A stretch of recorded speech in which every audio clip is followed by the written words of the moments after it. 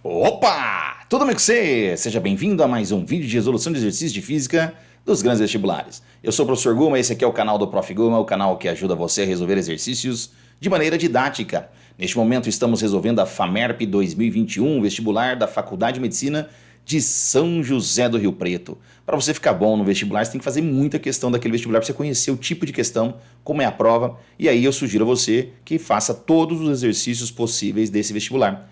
No meu canal eu ajudo você nessa empreitada. Basta você se inscrever no meu canal, ir até a playlist, vai em playlist e você vai ver lá todos os exercícios da FAMERP resolvido, separado em pastas, por ano. Então, quer a FAMERP 2021? Estamos gravando.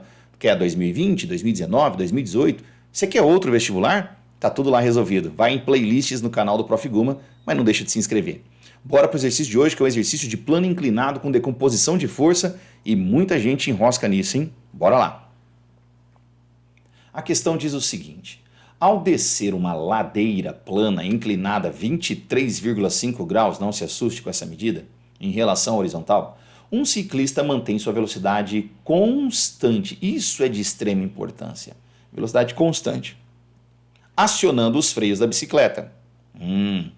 Considerando a massa do ciclista e da bicicleta juntas, seja 70 quilos. Caraca. Cara levinho, né? Fiquei impressionado. Que a aceleração gravitacional no local seja de 10 metros por segundo ao quadrado. E aí, ó, seno de 23,5, cosseno de 23,5 foi fornecido.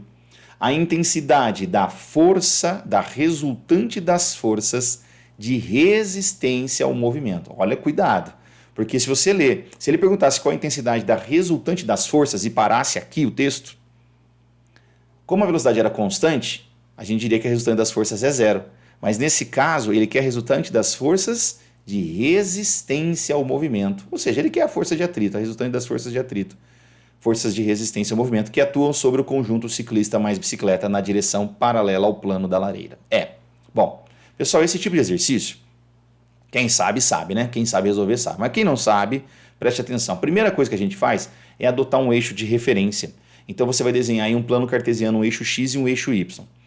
A gente sugere, a ideia é que você adote o eixo X paralelo ao plano. Então, se o plano é inclinadinho, nós vamos adotar um eixo X paralelo a esse plano e, consequentemente, o eixo Y perpendicular a esse X. Então, o eixo X e o eixo Y, desenhei aqui duas retinhas, ó.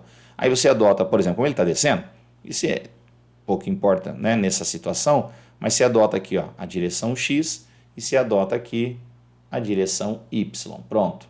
Então, você tem a direção X e a direção Y. E aí nós vamos desenhar as forças que atuam nesse carinha, tudo nesse centrinho aqui, ó, tudo nesse miolinho aqui, tá vendo? Ó? Nesse pontinho aqui, ó, que é como se fosse o centro de massa dele ali, tá bom? Bom, que forças agem nesse cara então? Vamos lá. Goma, a força-peso. Isso, boa, força-peso. Como é que atua a força-peso? Ela é sempre vertical e para baixo, então vamos desenhar aqui a força-peso. O cara deu a massa e a gravidade desse cara? Deu, né? Então aqui eu tenho a força-peso. Tá aqui, peso. O que mais? Bom, além dessa peso, ele está em contato com a superfície. Então tem normal. E como é que é normal? Perpendicular à superfície. Por isso que é interessante aqui o eixo Y. Ó, você já sabe que a força normal, que é a força de contato, ela é perpendicular à superfície. Beleza. Mais alguma? Alguma ele está descendo, então tem uma força empurrando ele para frente aqui, ó. Não.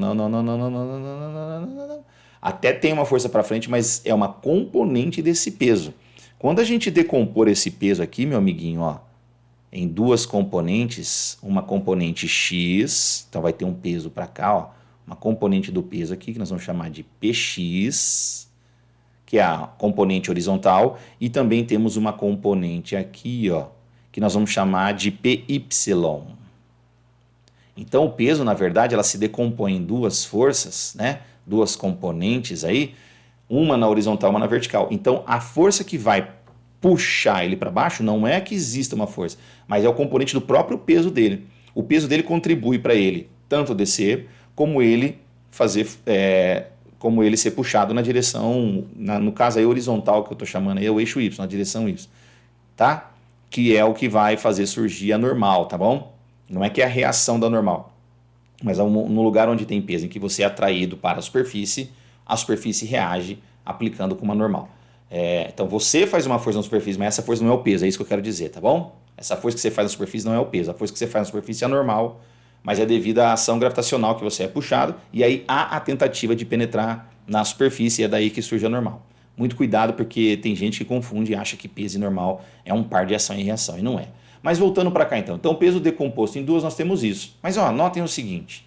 Se a gente está dizendo, se o exercício diz que ele tinha velocidade constante, está aqui no texto, ó, velocidade constante, quer dizer que essas forças todas têm que se anular. Se a gente pensar que a normal anula com a PY, pode pensar assim, não posso? Ó, essa normal tem o mesmo valor dessa PY, então elas se anulam. Tá, mas para ficar com velocidade constante, significa que a força resultante total, ela tem que ser zero. Então tem que ter uma força anulando esse Px. Ou seja, deve existir uma força no sentido contrário da componente Px, e essa força é quem? É a força de atrito. É a tal da força resultante, que ele chamou aqui, ó, força resultante de resistência ao movimento. Então, o conjunto das forças de resistência ao movimento está representada por esse FAT aqui, ó, chamei de FAT, força de atrito. Então, pessoal, partindo do princípio de que a força resultante é zero porque a velocidade é constante, o que nós temos que fazer? Igualar agora as equações. Então, você sabe, olhando para esse sistema de equações, que a normal é igual a componente PY, certo? A de cima tem que se anular com a de baixo. E a FAT, que é o que a gente quer, ela é igual a Px, tá? Então, como a gente quer a FAT, nós vamos desembolar essa equação aqui, ó.